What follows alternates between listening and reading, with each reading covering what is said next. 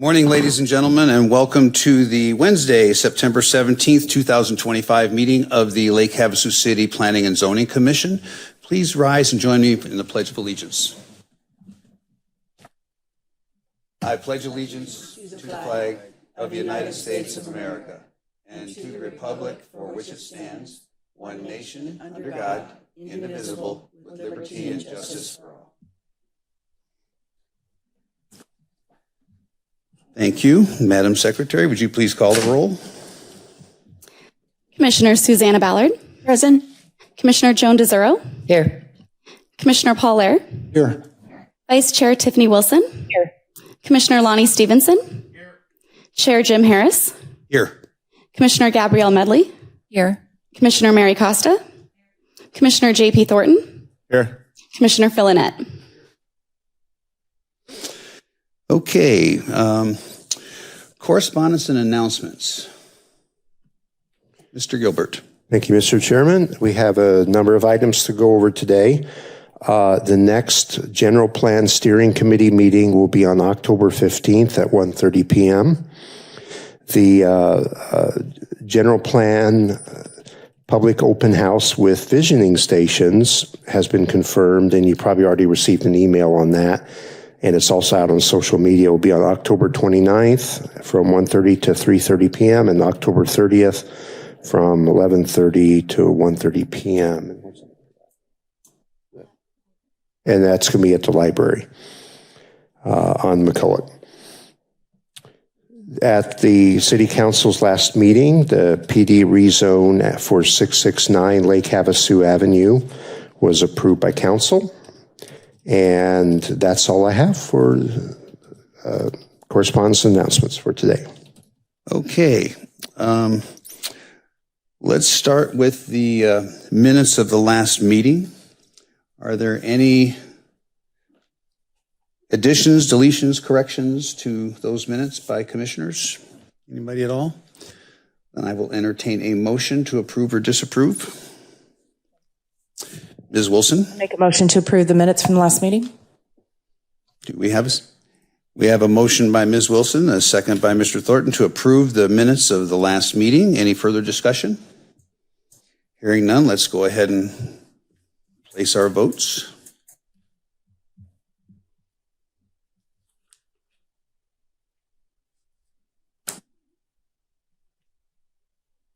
The motion to approve the minutes passes 7-0. All right, this is a public hearing, and I'm going to dispense with the normal introduction that I normally do because we won't be taking any action today. We will call for the public input if there's any, but let's move right into today's hearing. It is ID 254933 for the first item, and this is a 2026 General Plan Update Progress Report by Mr. Gilbert. Mr. Gilbert. Thank you, Mr. Chairman. Good morning to the Planning Commission and everyone joining us here in person or tuning in remotely. Today, I'll be providing an update on the progress of the Lake Havasu City General Plan Update. I'll walk through the process and schedule, share a participation update, outline the next steps, and then open it up for questions that you may have. For those who may be engaging with this process for the first time, the General Plan Update is a long-range planning effort that will shape the city's goals and objectives for growth and development over the next decade and beyond. It serves as a strategic guide, not a regulatory document. It's important to note that this update does not change the current development code or the zoning map. Any future policy changes to those documents would require a formal legislative process, including public hearings. While such changes often follow general plan updates, we're still early in the process, and it's too soon to determine whether that will be necessary. Last week, this briefing was provided to City Council just to let the Planning Commission know. So you guys are getting it second this time. The agenda for the presentation is up on the screen, and I'm going to advance slide. From the outset of this 2-year process, we followed a publicly shared schedule developed in partnership with our consultant team at Logan Simpson Design Incorporated. This timeline has guided each phase of the general plan update. We've completed steps 1 and 2, the launch and discover steps, and we're now wrapping up step 3, envision. Much of the work from step 3 is the centerpiece of this morning's presentation. Step 4, build, the name of it on the screen, is already underway. While it's progressing well, it's still in the early stages and not yet ready to be included in this update. We'll cover that in more detail in a future presentation.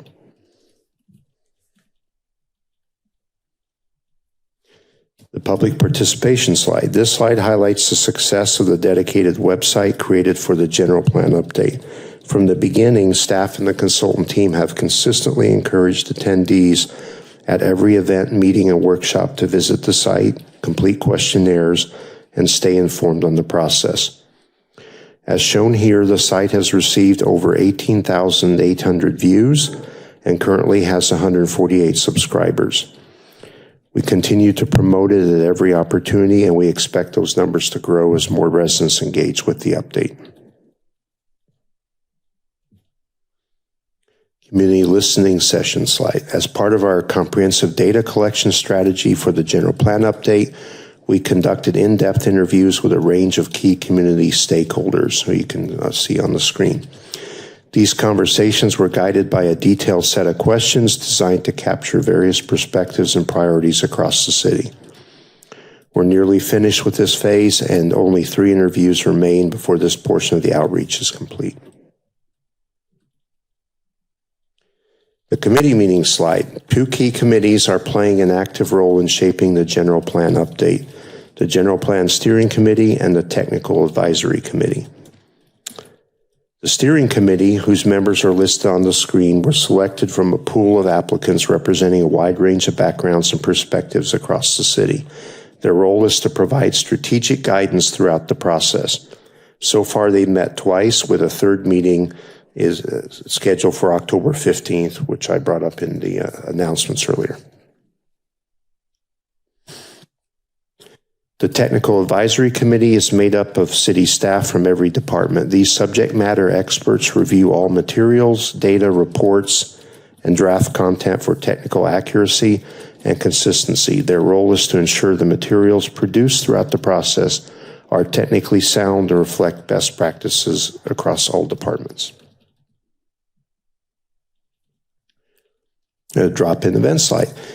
Development services staff, along with our consultant team, have actively participated in 13 community events so far, with more planned through the end of the year. These outreach efforts through booths and tent setups have allowed us to connect directly with approximately 750 residents. We also launched an online questionnaire as part of our public engagement strategy. The first survey received responses from 831 individuals who shared their thoughts on various aspects of the city's future. From analyzing those responses, 7 key themes emerged. First, there's a strong desire to preserve Lake Havasu City's small-town character. This sentiment came through consistently across multiple engagement channels. Second, affordable housing remains a top concern. Many respondents emphasize the need for more accessible and diverse housing options. Third, there's clear interest in attracting more well-paying jobs. At the same time, people express concern about the city's reliance on tourism and service-based industries. Fourth, traffic congestion, mobility were recurring topics. Residents are looking for solutions that include expanded public transit and improved bike infrastructure. Fifth, access to health care, especially specialist emergency services, was flagged as a significant issue that needs attention. Sixth, there's a strong call for more recreational opportunities, including sports fields, indoor facilities, and youth programs. And finally, protecting the shoreline and natural environment emerged as a clear priority, reflecting the community's deep connection to its unique setting. These themes are helping shape the direction of the general plan update and will continue to guide our work as we move forward. Workshop number 1 slide, and the second event, as I announced earlier in the announcements correspondence, is coming up at the end of October. But this is the results of the first one. showed strong participation with 63 attendees joining in person and another 85 participating virtually. It was a valuable opportunity to gather input and begin shaping the direction of the general plan update. During the workshop, we explored 4 key concepts that helped frame the conversation. First, we looked at themed aspirational principles. These are broad values and goals that reflect the community's vision for the future. Next, we identified priorities that focused on areas that residents felt were the most important to address. Third, we also gathered input on visual preferences and gained feedback on design styles, development patterns, and the look and feel of future growth. And finally, we discussed big ideas and locational preferences on where certain types of development or improvements should occur. Together, these elements provided a strong foundation for the next phase of planning and helped us better understand what matters most to the community. The visioning slide. So what have we learned from all the outreach, surveys, workshops, interviews, and community events? After reviewing and analyzing the full range of public input and data, we condensed it into 5 core aspirational statements. These statements reflect the community's values and priorities, and each one aligns with the 17 planning elements required by state law. To make the planning process more accessible and meaningful, we've grouped these elements into 5 overarching themes. As you can see on the screen, under these 5 categories with the color labels are items that include all 17 of the planning elements required by law. Number 1, land use and growth. That includes the land use and growth categories. Connected community is the second. Encompasses public services and facilities, energy, water resources, bicycling, circulation, and public buildings categories. Third, prosperous economy includes economic growth, education, and cost of development categories. 4, thriving neighborhoods covers housing, conservation, rehabilitation, development, and neighborhood preservation and revitalization categories. And finally, healthy environment. The 5th category includes environmental planning, recreation, open space, and safety. These aspirational statements will serve as the foundation for the goals and policies that guide the next phase of the general plan update. The next step slide. Looking ahead, we have several important steps coming up in the general plan update process. We'll begin by analyzing the results of the plan audit to identify areas of alignment and opportunities for improvement. Listening sessions will continue, allowing us to gather more targeted input from residents and stakeholders. Work will begin on drafting the future land use map, which will help visualize how the city may grow and evolve. The General Plan Steering Committee will hold its 3rd meeting on October 15th to review progress, provide further guidance.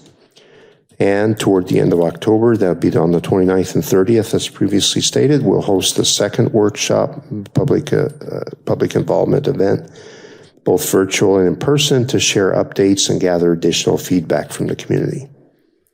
Ultimately, once the full update is completed early next year, the general plan will be placed before voters for ratification in the November 2026 election. Mr. Chairman, this completes my presentation. Happy to answer any questions the Commission may have. All right, thank you. Are there any questions of Mr. Gilbert by the Commission? Any at all? Okay, hearing none, I'll open it up to the public. Is there anybody in the public that wishes to speak on this matter? Anybody at all? Seeing none, I'll go ahead and close the public portion and bring it back to the table. Do we have any further business? Mr. Chairman, if I may add, I encourage everyone who's watching remotely to go to the city's website and get access to the link for the consultant team's products that they put. Where all this information we presented tonight is available on the website, and I encourage everyone to go to it and subscribe, or if not, to at least look at the resources available there and get involved. All right. Thank you very much. At this point, I will do our formal call to the public. If anybody in the audience would like to speak to the Commission on any subject whatsoever, now is the time. And I see nobody willing to do that, so we'll close the call to the public and bring it back to future meetings, Mr. Gilbert. Thank you, Mr. Chairman. The next meeting is scheduled for Wednesday, October 1st at 9 a.m., and this is important, at the old meeting room in the police building. For commission members that may not have been involved in any meetings over there, it's across the street next to City Hall or toward police. There's a parking lot. If you go to the end of the parking lot where you enter the police station, to the right of that entrance is a separate door, and that door will lead to the old meeting area, and that's where the meeting will be held. Shelby will be working with our media expert tomorrow over at the facility to see what capabilities are still there for the meeting, since police have been doing some renovations. So we're going to figure out what all we can actually accomplish. But that meeting will be for the general plan, major general plan amendment for the project on the island, the waterfront project. So that will be the only subject on the agenda, but it's only the first hearing for the major general plan change. It requires 2 hearings, so the second one will be on November 5th, but this one, there will be no action taken. I just want to point out as well, it'll be to collect information, comments from the public, and there will be a presentation by us, and then the action will be on November 5th. And then following the November 5th major general plan amendment action will be the presentation of the rezone component. And that's all I have, Mr. Chairman. Okay, unless any commissioners have anything else, we stand adjourned. Thank you, everybody.